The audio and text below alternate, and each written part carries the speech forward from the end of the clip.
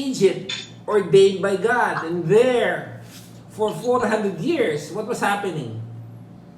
They were enslaved, right? That they were beaten down. The Egyptians were so insecure with them that they wanted to kill.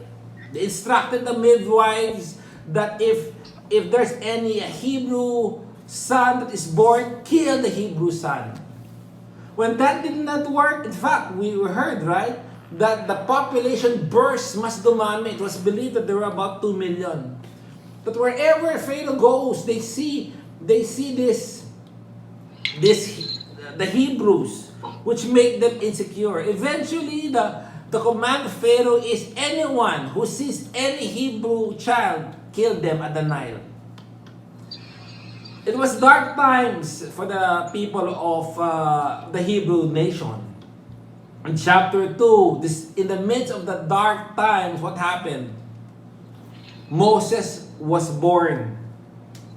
In a very bad time of all times, of all times, you were born when there was an edict to kill all Hebrew child.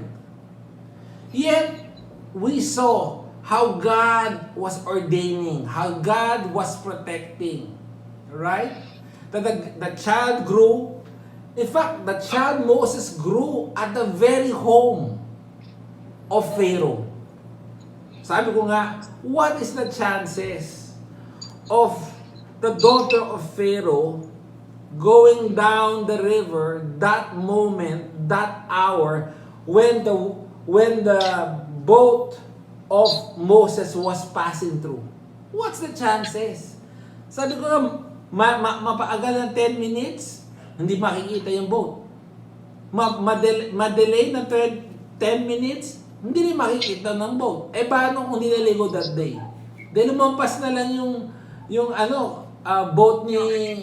boat ni Moses. Right? Yet, God made sure that at the time that the boat of Moses was passing through, the daughter went down. Ordained by God. And we realized that nothing is an accident. Everything is planned by God. Now there we saw Moses being educated. We saw that the mother was hired. Meron ka bang earphones na maganda? Can I borrow? Hello? We heard, sorry. We saw that the sister recommended to the mom, to the daughter's Pharaoh, to hire the mom, right? And because of that, Moses was educated in the culture of the Hebrews. The religion of the Hebrews, the stories, because it's the mother. And when he grew up, he was adopted by Pharaoh's daughter. And we said the reason for that is at that time, the mortality rate of people at the time, the babies, is very high. That's why adoption happens at an older age. Now, when he grew up, he got educated in the best school, the Temple of the Sun, I think is the name of the school in Egypt, wherein he got the best education. At that time, as I mentioned, Egypt was very advanced. They know engineering. That's why they built this temple, these pyramids. Till now, it's amazing. They're good in chemistry. Their paint at that time, they say is better quality than now. Even if you look at the paint, the hieroglyphics of Egyptians today, the colors is still bright. For 4,000 years after. They're good in magnification. They say they had the knowledge from earth to the sun. They know the distance. So the knowledge and education that Moses received was top-notch. Yet he did not forget his Hebrew origin. In fact, he would visit, right? He would visit the Hebrews. And one day he saw the Hebrew beating up an Egyptian beating up the Hebrew. And what had happened? He defended the Hebrew and killed the Egyptian. The next day, he saw the very same thing, but between Egyptian and Egyptian. And there, he found out that the news that he was a murderer has spread. When the Pharaoh found out about this, what happened? The Pharaoh wanted to kill Moses. I said, why would he want to kill Moses? He himself is a murderer. There's no reason. Right? Mamamatay tao ka naman eh. Ang dami mo nga pinatay. Moses, anak ng daughter ni Pharaoh. He could have turned a blind eye. But he chose not because they say he was insecure. It is believed that Moses will be the next Pharaoh. And for some reason, this Pharaoh was paranoid. So Moses had to run. He was 40 years old then. And there he ended up in the well, and there he found a wife and had kids. Now we're starting in chapter 3. Now in chapter 3, try to imagine Moses in the fields. Go to Hebrews chapter 3 now. Luis, can you read? Hebrews 3 verse 1.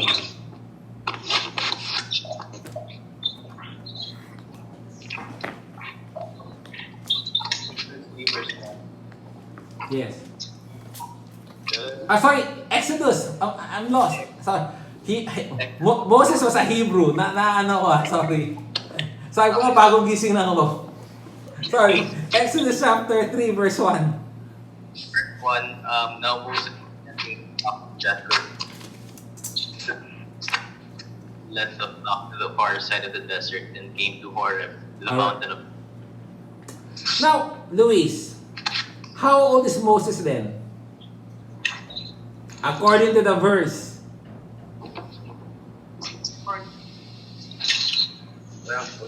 It's not in the verse. it's found in Acts chapter 7:30, right? So that you just have a glimpse on how old is Moses right now. Luis, you read that please, if you don't mind. Acts 7:30.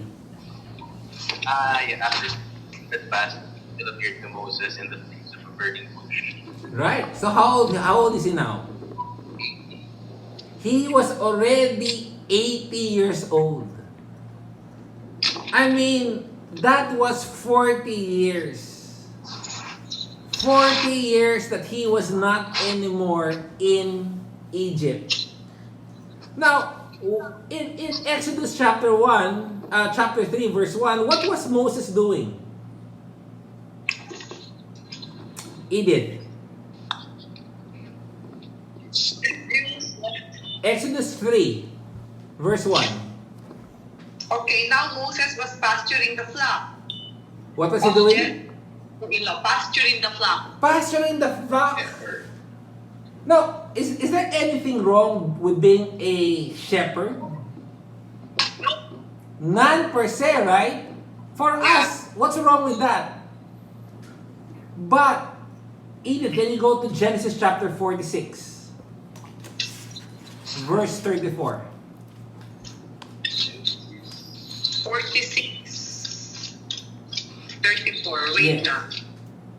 46, 34. Yes. You shall, your servants have been keepers of livestock Yes. from our youth even until now, both we and our fathers, that you may live in the land of Goshen. For every shepherd is loathsome to the Egyptians. You see? It's a loathsome job. Being a shepherd was really bad. Kinasusukulam na trabaho yan. And I want you to see what is being described here.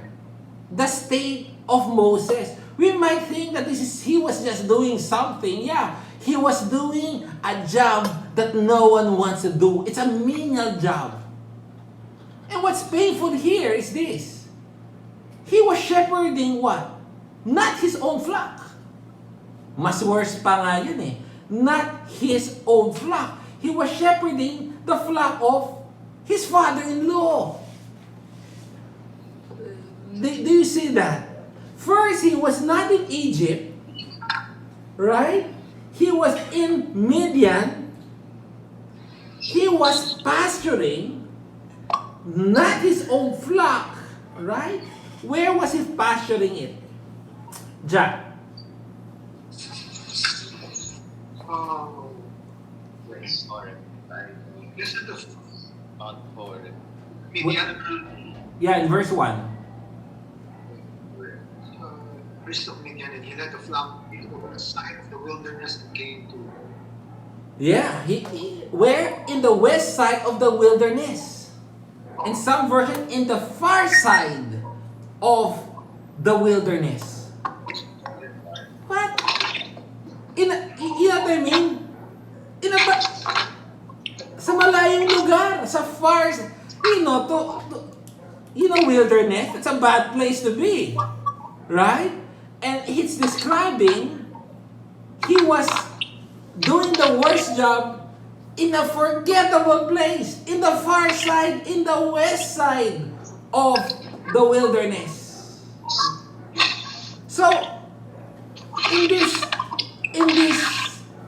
at 8 years old, how would you describe the life of Moses if this is what you see? Would you say kinda successful, Ricky? Sorry, what's that again? Sorry. In this stage of his life, he's 8 years old, right? Doing this at this place, would you say that his life was successful? No, certainly not. No. How would you describe it? Paano nag-regress? He had not achieved much despite him being alive for 8 years old because he's just a shepherd. And he's Right, educated as well. No? right. It's a tragic life, right? No position, no power, no authority, no fame, no riches. Working in a low-level job in a barren land, shepherding a flock that is not his. At 80 years old, what a wasted life. Don't you think? And I think that's a picture that the Bible is showing us. A wasted life of Moses at this point. Right? Erwin, can you read verse 2? Exodus 3 verse 2. Okay. The angel of the Lord appeared to him in a blazing fire from the midst of a bush. And he looked, and behold, the bush was burning with fire, and the bush was not consumed. Alright.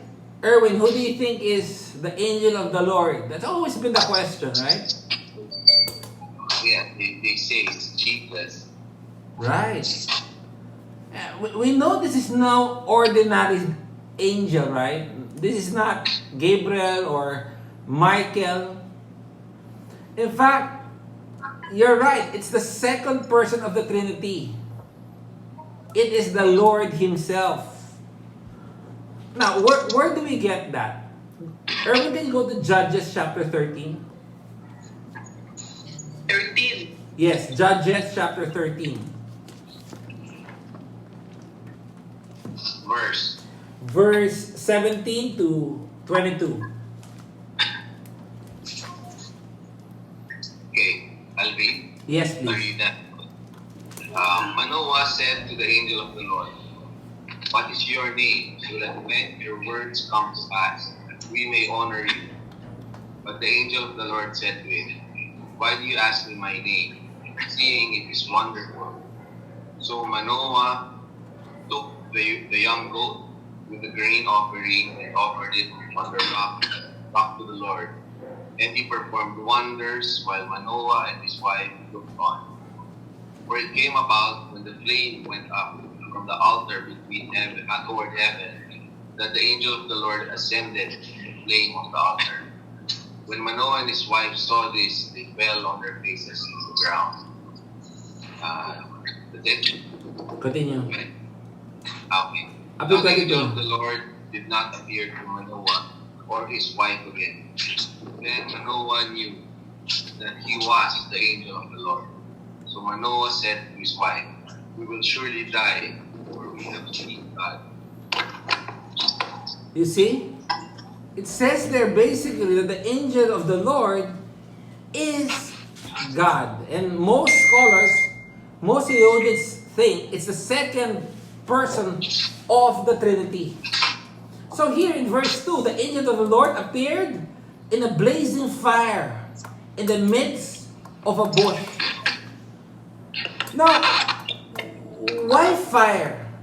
What is the symbolism of fire from the midst of the bush? And he looked, and behold, the bush was burning with fire, yet the bush did not consume. And this is a very famous imagery, right? The burning bush thing. But the thing there is, if you really look at it, the Bible really does not explore nor explain why did God appear as in a burning bush, right? But certain people think that it's an imagery of God is the fire who would and could consume all, but through the flame of his justice, and yet he is merciful enough not to do so. That's one of the views of other people. Others says that the fire represents the Hebrew in the furnace of Egypt, and that God was not allowing them to be destroyed. I mean, but these are only insinuations, because the Bible, as I said, does not explore nor explain. It just describes in passing. But we know throughout the Bible, throughout Exodus, whenever there's fire, it is linked with God's presence. Remember with Abraham, when he had a pact, a covenant with God, what happened? They cut an animal into half, right? And what happened? God went through.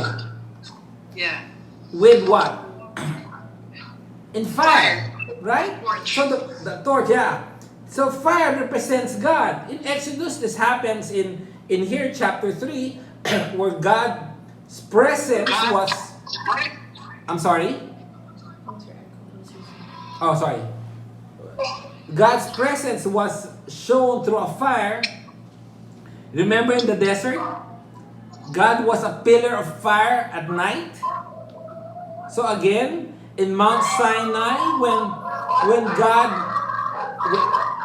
God gave the 10 Commandments, there was a fire from heaven that went down.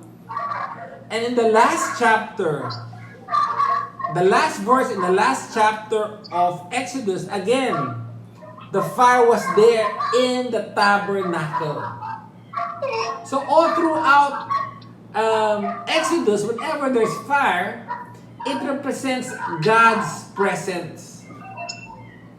It represents that God one day will consume Egypt with fire. He will judge them. Yet the very same fire will purify Israel and purge them. So it is fitting for the God who will judge the Egyptian and purify the Hebrews, that he will appear to Moses, his agent, as a fire that is not that the bush is not consumed. And some people were saying, what does that symbolize, that the fire does not consume the bush? It only shows that the judgment of God is always under control. That when God brings his justice, His justice is always under control, never out of control. Now, go now to Exodus chapter 3, verse 3. Beng? Verse 3. Yeah. Hi, Beng. Long time no see. Hi. Yeah. Okay, verse 3. Uh, I yes. must turn aside. Yes. So Moses said, I must turn aside now and see this marvelous sight, why the bush is not burnt up. Yeah. Beng, if you were Moses, wouldn't you be curious also? Yes. Diba? Sure. Because it's Yeah. not being consumed. Oh, eh. And the word there is, it indicates a resolve. Moses was yung, ano to? May umaapoy na bush. Right? So, verse 4, Robert.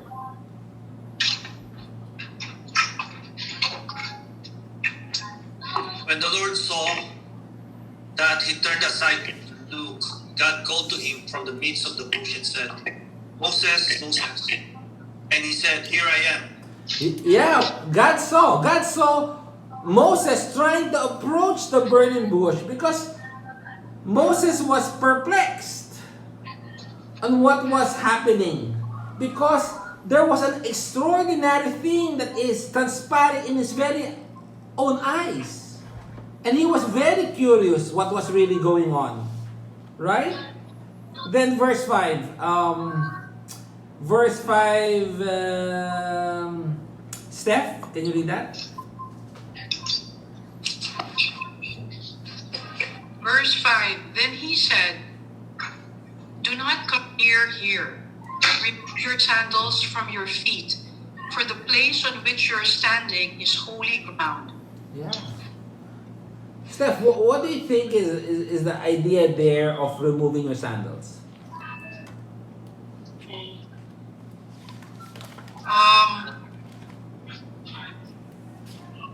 So there's an element of something holy in the sandals. Can you repeat that? The sandals that it's first is that place where the burning bush was holy, Yes. right? So I think that Moses cannot just rush into that holy place. Mm. Maybe the removal of the sandal signifies a reverent, or you have to remove something because you're entering something holy, something like that. Yeah. Well, during that time, right? Removing one's sandals is a sign of humility and reverence before one who is greater. That is what they believe.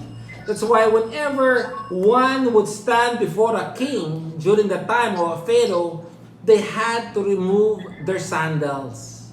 So it's a customary thing that they do when they stand before a king or one who is greater.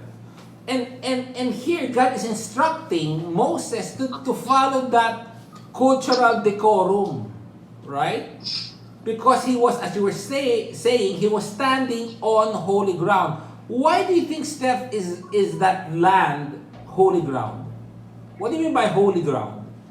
Holy.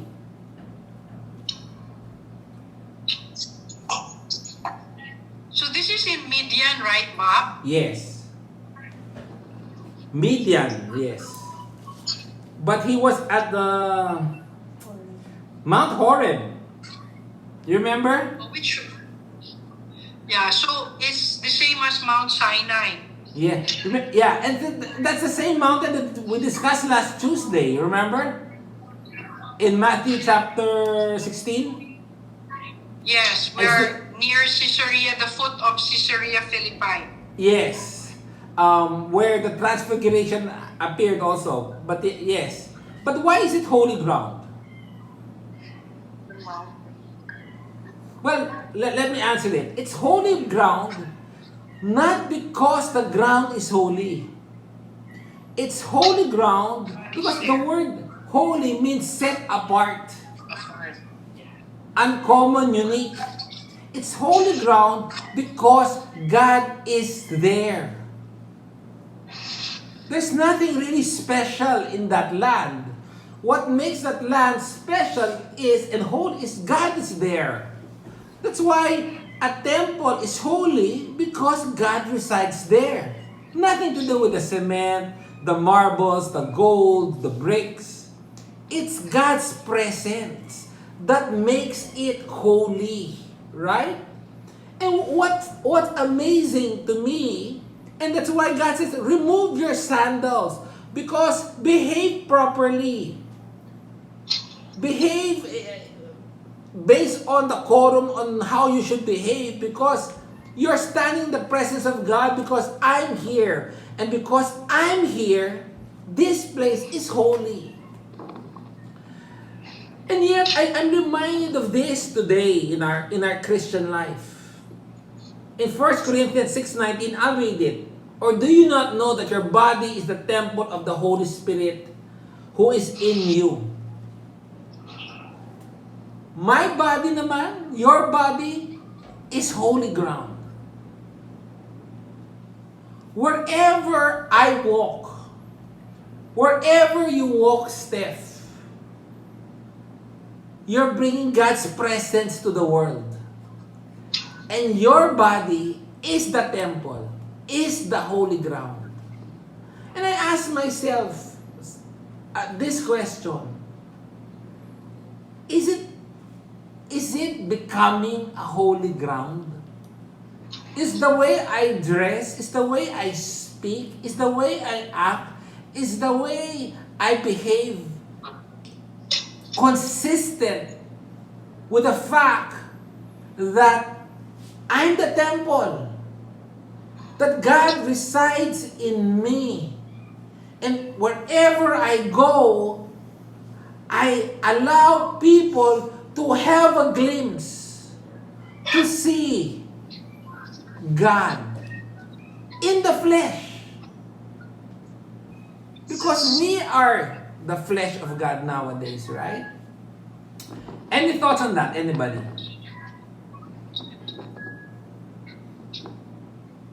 Robert, any thoughts on that?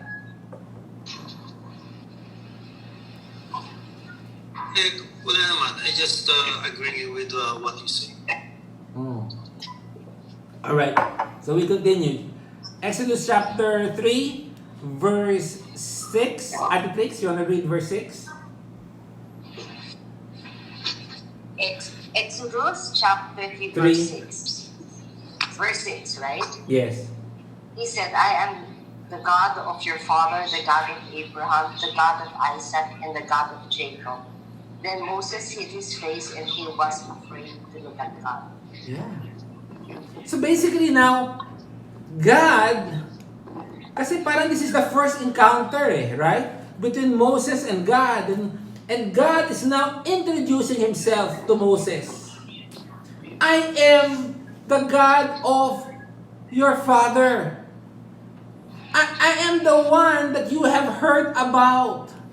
I am the God that your mom told you. The God of Abraham, the God of Isaac. I am the God of your ancestors, right? All the stories that you heard about the people of God overcoming impossible odds. All the stories you heard about me being faithful. How I was able to bring a barren woman and make her pregnant. How I was able to find or replace Isaac with a ram. How I was able to protect the seed in Jacob and his tribe during the midst of famine. I am the Father, God of your fathers Abraham. All these stories about Yahweh, Elohim, I am the one that you are speaking to. I am that person.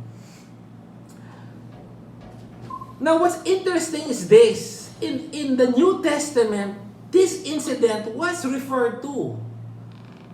Can you go to Mark chapter 12?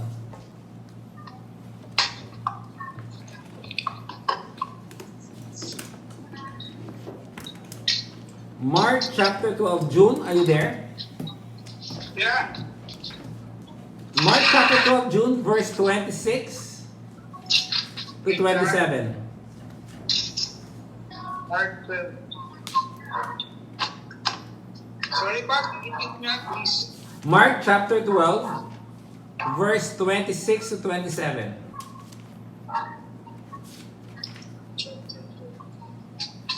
Mark 12:26. So, Yes. okay. Pak? Yes, June? Yeah. 26. Yes. But now, as to whether the dead will be raised, haven't you ever read about this in the writings of Moses, in the story of the burning bush, long after Abraham, Isaac, and Jacob had died? God said to Moses, I am the God of Abraham, the God of Isaac, and the God of Jacob. Yes. That's it? 27. 27. Yeah. 27. So 27, so he is the God of the living, not the dead. And you have made a serious error. So, here, what was happening? Jesus was making an argument, right? That he is the God of Abraham, Isaac, and Jacob. And he was pertaining where? To the burning bush, right? Yeah. And yet, what does he say? But I am the God of the living and not the dead. And he makes that statement, right? Even though that these people, Abraham, Isaac, and Jacob, has long been dead. Correct? So what does that imply? To the eyes of God, they are living. So say, I'm the God of the living and not the dead. They might think that they're dead, but God said, I'm not a God of the dead, I'm God of the living, and the people that believes in me are living. See that? And when Moses realized, going back to Exodus chapter 3, when Moses realized that indeed he was at the presence of the angel of the Lord, who is God, who is Yahweh himself, his response was what? He hid himself. He could not look. All throughout the Bible, the biblical people, when they realize that they're in the presence of God, right? They turn away because they believe they will be destroyed because of their lack of holiness. Because the holiness of God endangers sinners. The holiness of God is never a passive attribute. It's an active force destroying all offenders. That's why we cannot approach God, because He is holy. In 1 Samuel chapter 6, look what happened to people who approach God. 1 Samuel chapter 6, verse 19 and 20. Ate Claudette, you're there? Can you hear me? Bob, I'm coughing. Yeah, sorry. Skip. Luis, can you read 1 Samuel chapter 6, verse 19 and 20? But God struck down some of the inhabitants of Beth Shemesh, putting 70 of them to death because they looked into the ark of the Lord. The people mourned because of the heavy blow the Lord had dealt them. And the people of Beth Shemesh asked, who can stand in the presence of the Lord, this holy God? to whom will the ark go up from here? Yeah. How many people died, Luis? 70. No, 50,070, right? 50,007. 50,070. Imagine. Okay. Because they had a glimpse, they looked, right? They realized that we cannot stand the presence of a holy God because we are unholy. Exodus chapter 3 verse 7. We continue. Edith. Esther. Exodus. Back to Chapter Exodus 3, verse 7. Okay, the Lord said, I have surely seen the affliction of my people who are in Egypt, and have given heed to their cry because of their taskmasters, for I am aware of their sufferings. Edith, what's your take on that verse? Yeah, that God is seeing the affliction, of Egypt. And He hears their cry, and He's always aware of their sufferings, our sufferings. Yeah, correct. God is really and truly aware. Yeah, He's always there. He is really and truly aware of Israel's circumstances. The word I am aware means I have intimate knowledge. It's the same word that is used when a man knows his own wife. Nothing catches God by surprise. No incident in your life is not known to God. He sees them, He hears them, and He's fully aware. And when the Hebrews were crying out, the word crying out here is one of the most powerful words in the Hebrew language. It's a moral outrage, a soul-stirring passion. It's anguished cry of the oppressed, agonized plea of helpless victims. And God is saying, I see it, I hear it, and I am aware of everything that's happening in your life. Now, do you feel that right now? Are you encountering any problems right now that you think that God does not care? God does not know? God does not listen? God does not see? As if He took a nap? As if He took a recess and went on vacation? Here, God says, no, I know. I know what's going on in your life, my child. And we have to find comfort in that. That the God who knows our circumstance is a loving God. Who feels our pain. Who knows our worries. He knows our hurts. He's aware of our challenges, our difficulties, our struggles. And He cares. That's why in verse 8, Jack, can you read verse 8? So Bob, can I ask a question? Please do. So at this stage, when Moses is there, technically the Hebrews, Egypt, they were about 400 years of slavery, right, Bob? Already. Correct. 400. So that's more or less they had about 4 generations. It's about 400, mga 440, right? How many generations? Yeah, So let's just say at that time they lived to about 100, right? yeah, let's call it that.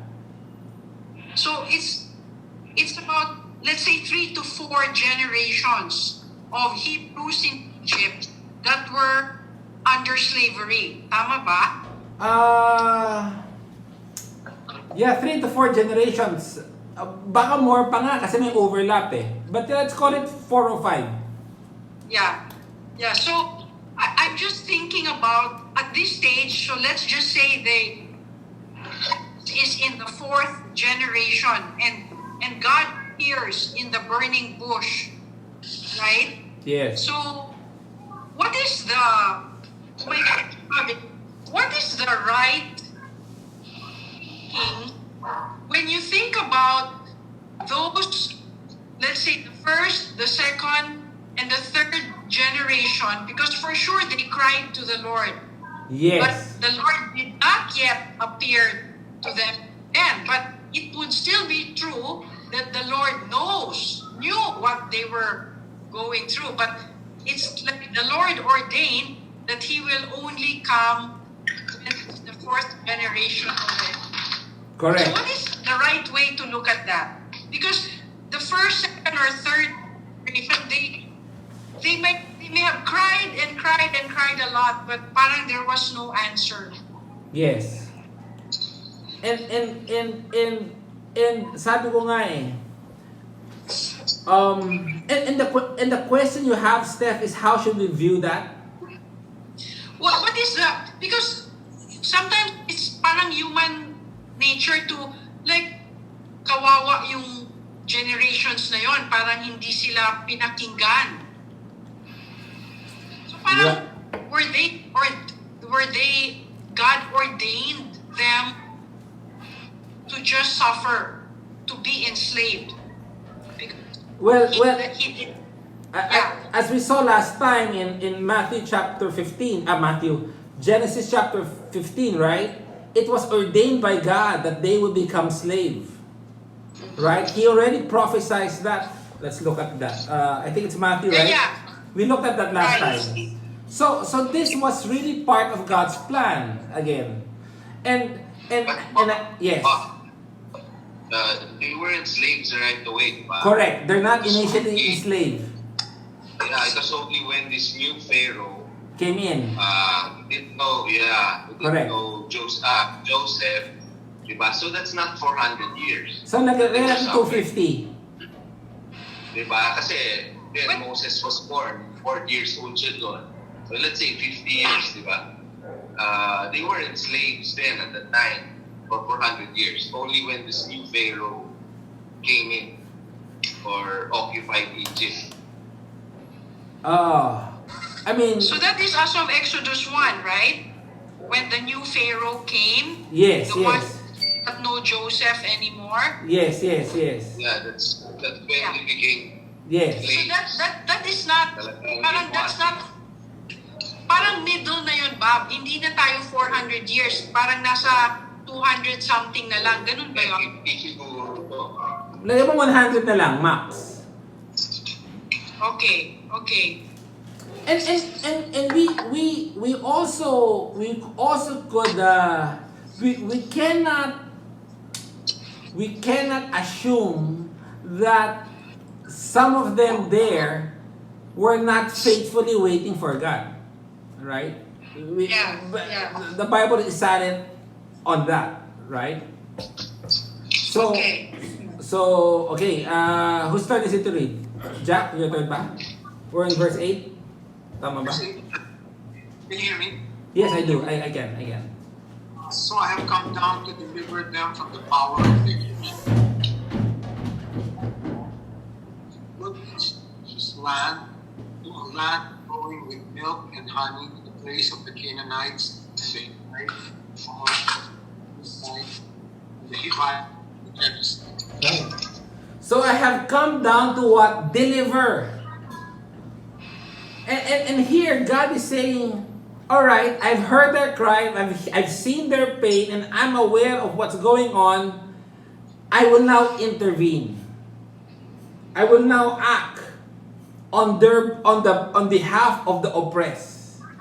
And where would God take them, Jack? To a land that is? A land that is flowing with milk and honey. Yes, a good and spacious land first, right? Good and because we know that the population of the Hebrew is getting so big that the land that they were in, I think Goshen, right? Apparently it's not big enough to sustain them already. God says, I'm going to give you a land that is spacious. Because nga, ang dami-dami nila.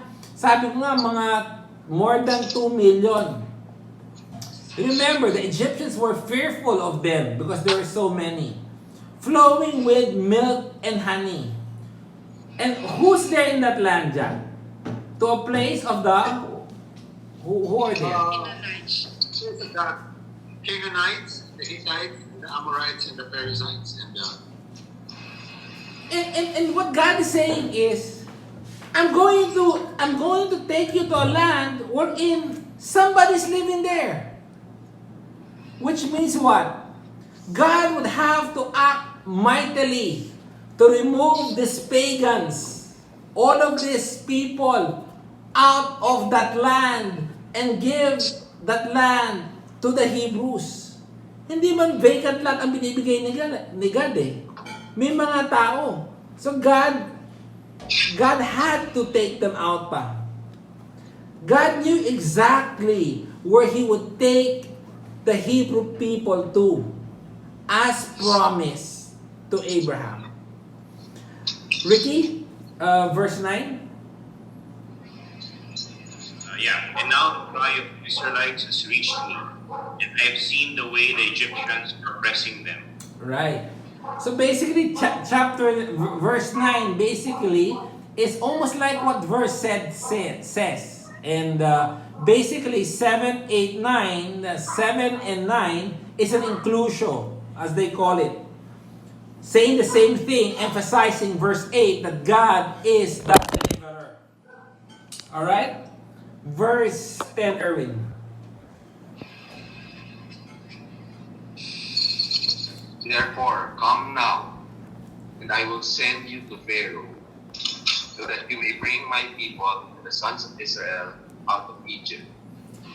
Now, it is during this time when Moses encountered the holy angel of the Lord that his life mission was given to him.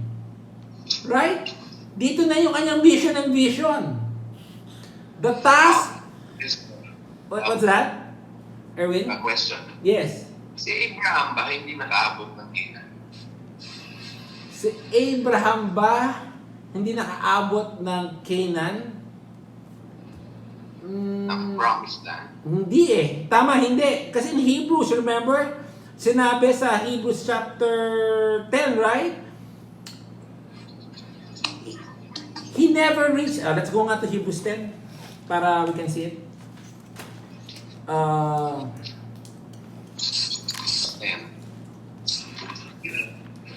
second. Hebrews 10.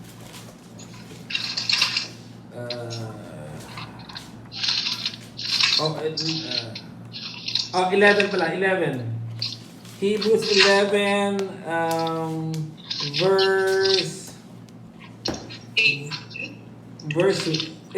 verse 8 and onwards. Verse 8 muna, verse 8. Erwin? Okay. By faith, Abraham, when he was called, obeyed by going out to the place which he was to receive for an inheritance. And he went out, not knowing where he was going. Continue. By faith, he lived as an alien in the land of promise, as in a foreign land, dwelling in tents with Isaac and Jacob, fellow heirs of the same promise. For he was looking for the city which has foundations, whose architect and builder is God. Verse 13. All these died in faith, without receiving the promises, having seen them and having welcomed them from a distance, and having confessed that they were strangers and exiles on the earth. So, what does it say? Hindi niya napuntahan eh. Nakita lang niya eh. At least by the promise. Yes. But am I understanding, di ba, like Abraham, yung mga the oak of Mamre, where Sarah was buried and all of that, wasn't it part of the promised land? I cannot answer. I cannot. Does anyone know the answer to that? We can check. We can check. But I'm only referring kasi here this verse came to mind in Hebrews chapter 11 that he died without receiving the promise, right? But having seen them and having welcomed them from a distance and having confessed that they were strangers and aliens, for those who say such things make it clear that they are not seeking a country of their own. And indeed, if they had been thinking of that country from which they went out, they would have the opportunity to return. But as it is, verse 16, they desire a better country that is a heavenly one. Therefore, God is not ashamed to be called their God, for He prepared a city for them. So, based on that verse at least, it seems that Abraham did not, but it is okay to him, right? And because he was looking for another country, one that is not here, but in the life to come. Edith, do you have an answer to that? Edith? Yeah, Ano bang alam mo dyan? I'm not sure, but I don't think Abraham reached the promised land. Based on that verse lang, but we can check that out. And we'll try to answer that next meeting. Mamre, no, you're mentioning, I'll try to take note of that. I might be out of context. Alright, let's go back to Exodus chapter 3. Kasi Bob, is Yes. Hebron part of the promised land? I have to check, Steph. I'm not exactly sure. Is it ba? Yun ba yung basa mo, Steph? Kasi if you go back to Genesis 13, verse 18, Okay, let's look at that. hindi pa nga siya, dito hindi pa siya Abraham eh. Abram, yeah.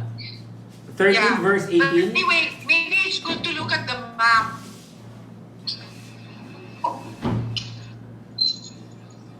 Okay, then Abraham moved to the tent and came to the dwelling oak of Mamre, which are in Hebron, and there he built an altar to the Lord.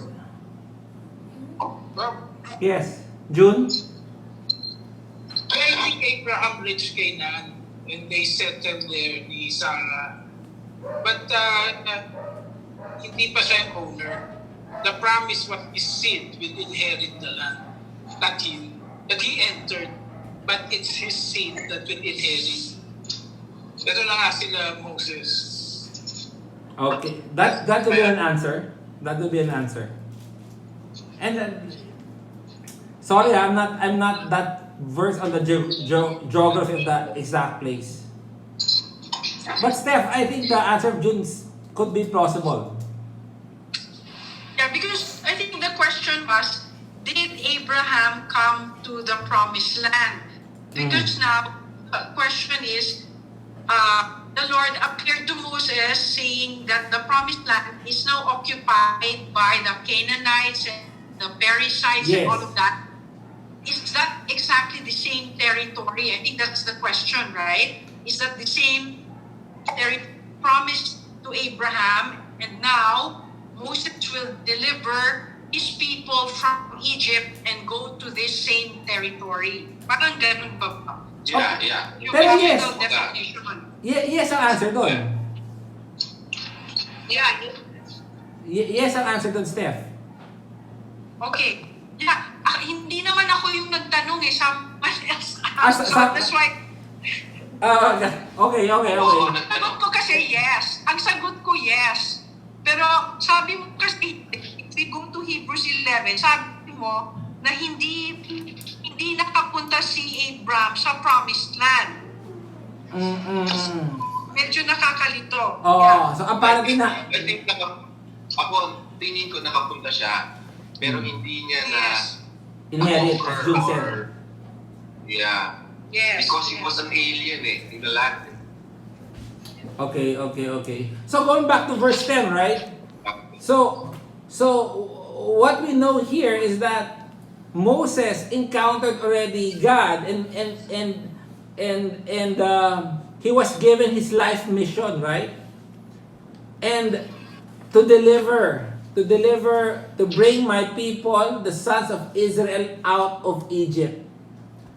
I mean, that task is unparalleled in magnitude, right? It's very difficult. Moses has never experienced that before. Now, if you look at verse 10 and verse 8, would you know the difference? What difference do you notice in verse 10 and verse 8? Ben, can you read verse 8 again? And try to compare that to verse 10. Okay. Can you hear me? Yes, Verse Ben. 8. Yes. Yeah. So I have come down to deliver them from the power of the Egyptians and to bring them up from the land to a good and spacious land, to a land flowing with milk and honey, to the place of the Canaanite and the Hittite and the Amorite and the Perizzite and the Hivite and the Jebusite. Then go to verse Verse 10. 10. Yeah.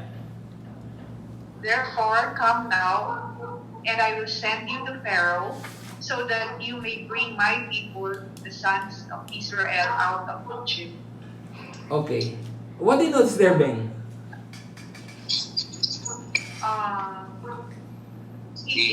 God is telling Moses to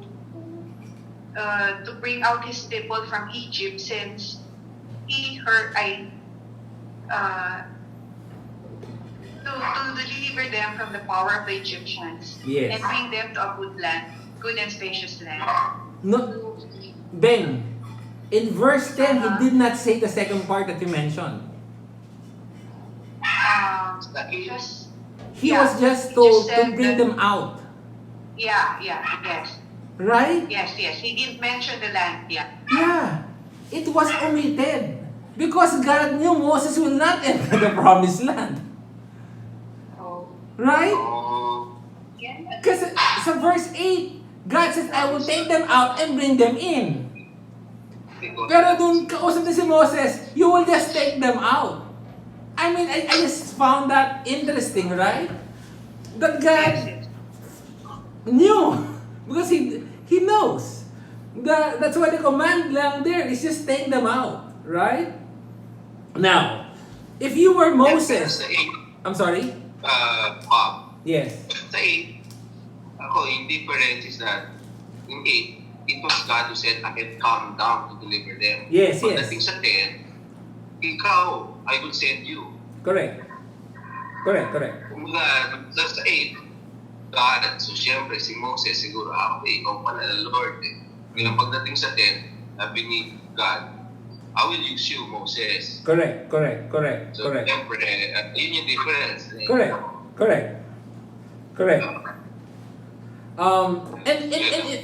And if you are Moses, Jack, how would you feel?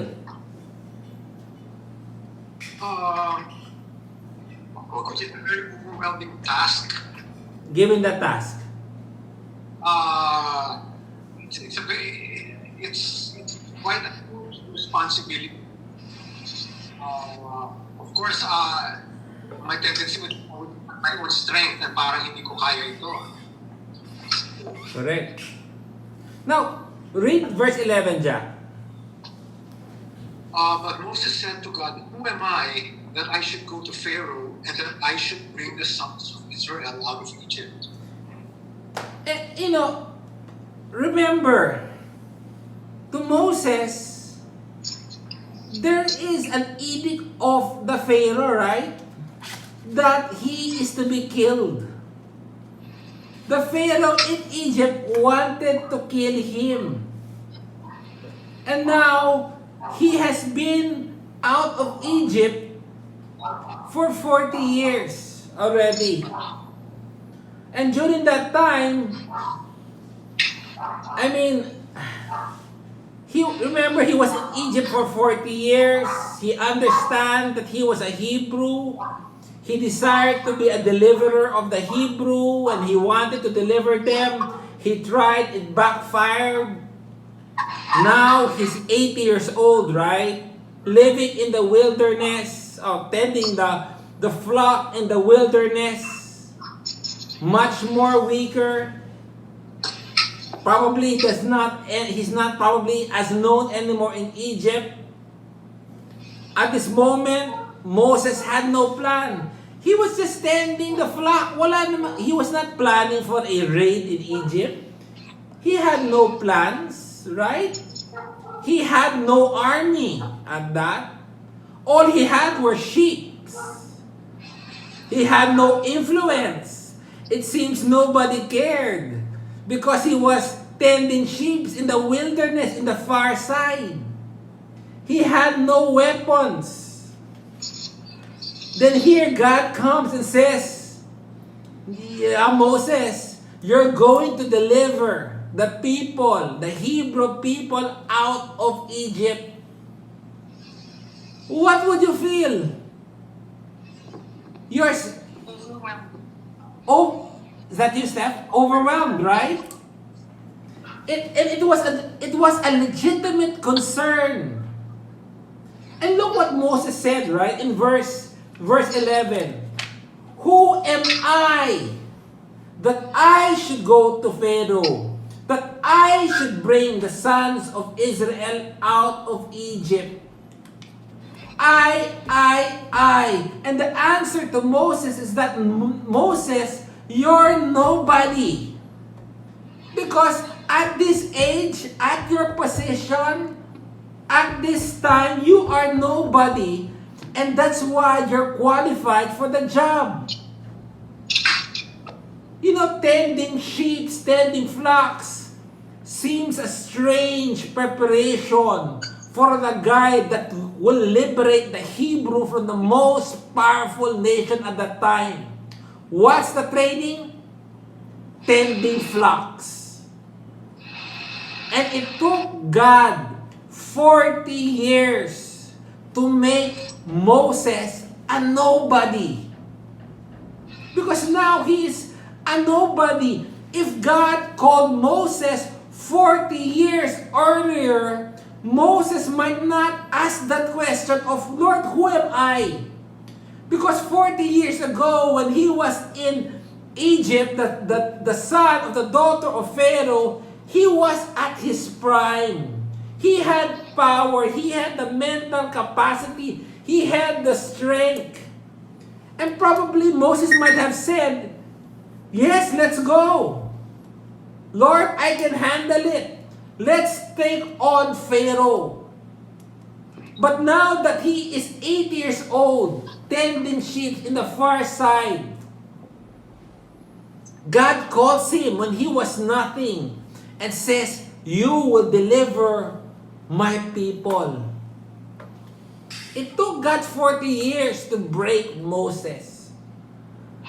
The fact of the matter is, Moses was not the deliverer. God is the deliverer.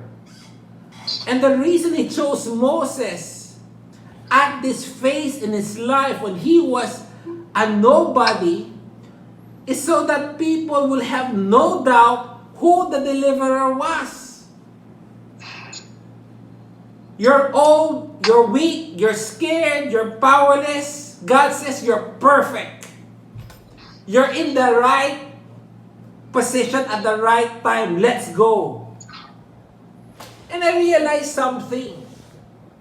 You don't need earthly treasures. You don't need power. You don't need riches to be used by God. What God needs is a broken spirit and a contrite heart. Those 40 years might be boring, might be worse than being quarantined. It's like, imagine Moses, right? He was the son of the daughter of Pharaoh in Egypt. Mom, at 40 years old, at the prime of his life, probably he was holding a very powerful position. Now he's tending sheep. I doubt it if he had a high self-esteem of his achievement. That's why he felt, hindi ko to kaya. But that is what God is looking for, right? A broken spirit and a contrite heart. To God, you're ready. You're prepared. because you're nothing, because I'm the deliverer, not you. Verse 12, Ricky. Exodus chapter 3, verse 12. Our last verse. And God said, I will be with you, and this will be the sign to you that it is I who have sent you. When you have brought the people out of Egypt, you will worship God on this mountain. Moses said, Lord, who am I? And God is basically saying, yeah, Moses, you are nobody. That's why you're perfect. But the thing is, I will be with you. In the New Testament, when I am weak, then I am strong. And Moses said that certainly I'll be with you, and this shall be a sign to you that it is I who have sent you. What is the sign? You shall worship God at this mountain. Kakaiba yun eh. I mean, Lord give me a sign nga na I'll be successful. Okay, the sign is this. One day you will come back here. I mean, is that assuring? I mean, He's telling you to storm the most powerful. It's like me. Bobby, I want, if let's say Duterte calls me, Bobby, linalamangan tayo ng China, sa South China Sea. Punta nga ako doon kay Deng Xiaoping, kausapin mo, saan mo umalis sila doon? Xi Jinping, Bob. Anong pangalan? Xi Jinping. Xi Jinping, sorry. Xi Jinping, right? And I would say, Duterte, who am I? Exactly, not only that, si Xi Jinping wants to kill me. Why would I want to go there? But the comfort is this, God said, but I will be with you. And that is enough. And the sign that I will be with you is this. One day you will come back here. Paano patay na ako? How will I be back? Right? But the point here is obey, obey, obey. You will know because I will do what I promise to do. Go to Isaiah chapter 46. Ricky.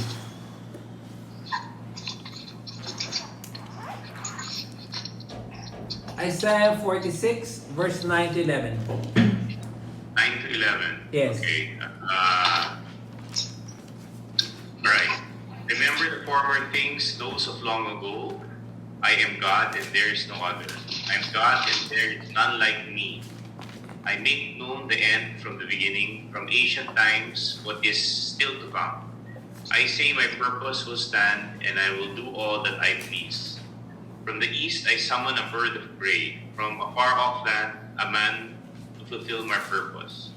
What I have said that I will bring about, what I have planned, that I will do.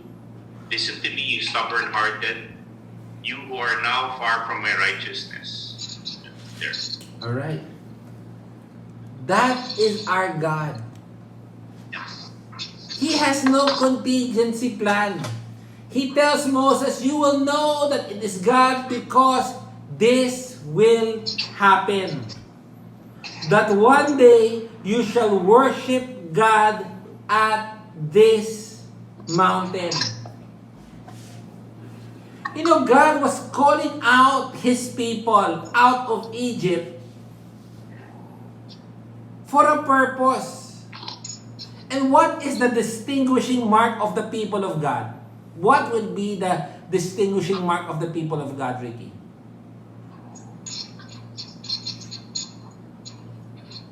That they are worshipers, basically. So Exodus does not end in the law. Exodus ends in the tabernacle. It ends at worship. Worship is an expression of gratitude for the deliverance unto salvation. And this is who we are in Christ. The same one who spoke to Moses in the burning bush is now calling his people also to worship God. He called us out from the bondage of our sin, and He frees us us and delivers us for what purpose? Why did God free and delivered us? So that we might do whatever we please? No. He delivered us for what purpose? His purpose. So that we might be worshiping people. Right? A particular group of people who worships God. A particular group of people, a royal priesthood, a holy nation. Holy nation. Right? Set apart. Set apart. That we might offer a sacrifice that is acceptable to God through Christ. That we might worship Him appropriately. With all that we have and with all that we are.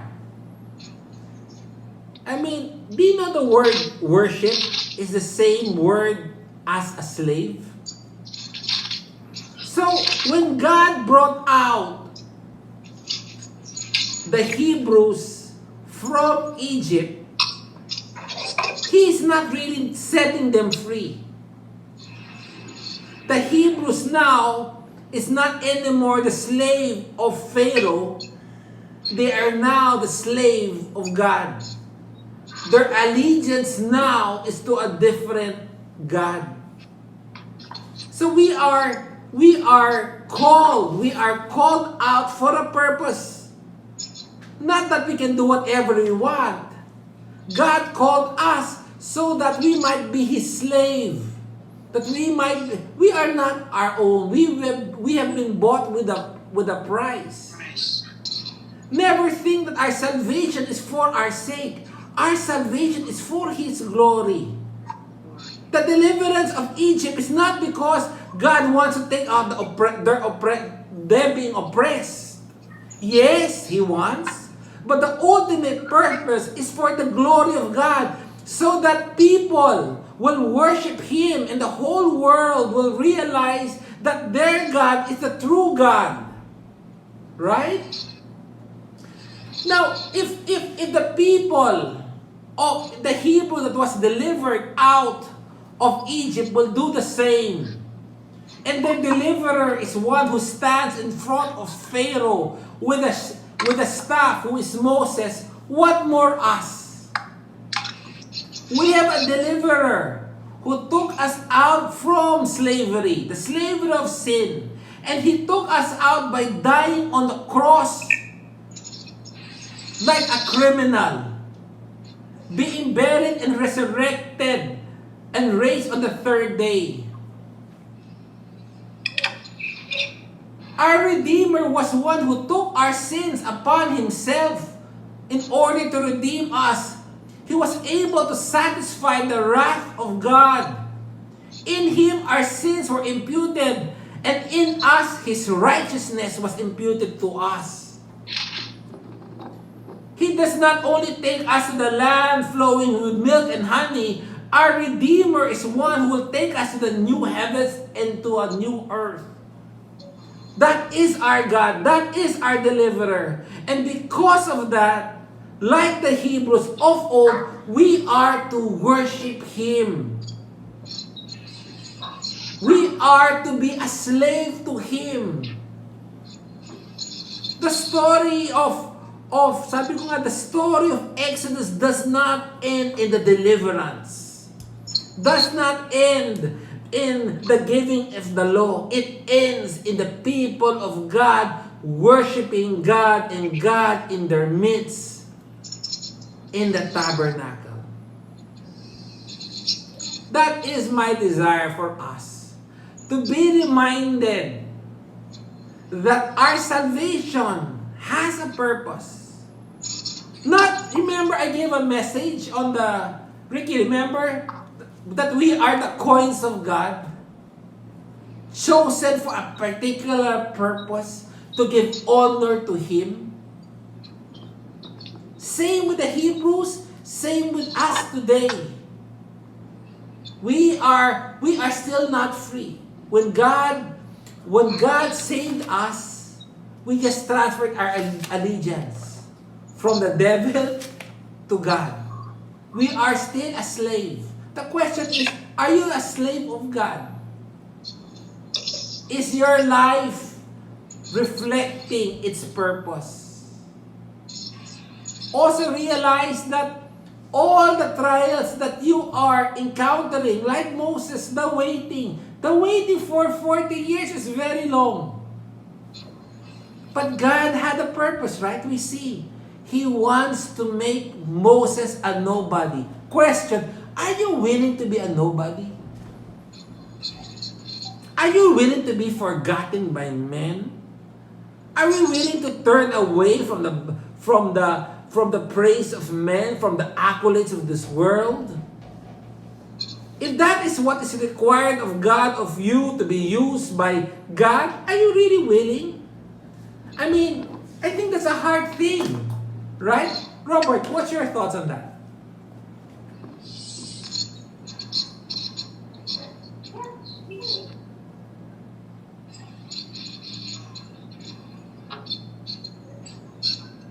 Come to think of it, 40 years before God called Moses. It's really like training Moses to be humble. And we cannot serve God if we're Right. Bob, I have something also. Yes. Anybody can share right now. The message is basically done. Anyone feel free to share. Yeah, you remember